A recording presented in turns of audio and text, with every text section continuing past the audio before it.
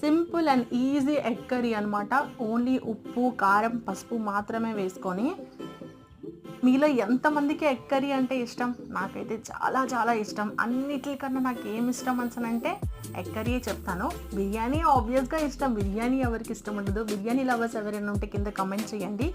బిర్యానీ తర్వాత నాకు ఇంకేదైనా ఇష్టం అంటే ఎగ్ కర్రీయే.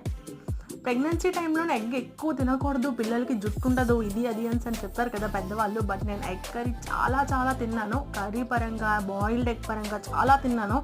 అండ్ మా అత్తయ్య వాళ్ళు కూడా ఏమైనా సరే ఏం కావాలి, ఏమైనా తినాలనిపిస్తుంది అని అడిగితే ఎగ్ కర్రీ తినాలనిపిస్తుంది అని చెప్పేదాన్ని. ఇదేంటమ్మా ఎవరైనా చికెన్ తినాలనిపిస్తుంది, మటన్ తినాలనిపిస్తుంది అంటారు, నువ్వేంటి ఎగ్ కర్రీ తినాలనిపిస్తుంది అని చెప్తావు అని అనే వాళ్ళు జుట్టు రాదని. కానీ అర్హ మాత్రం చాలా జుట్టుతో పుట్టింది.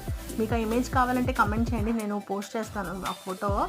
చాలా జుట్టుతోని అందరూ షాక్ అయిపోయారు. అంతే ఈ video. Bye. Please do subscribe.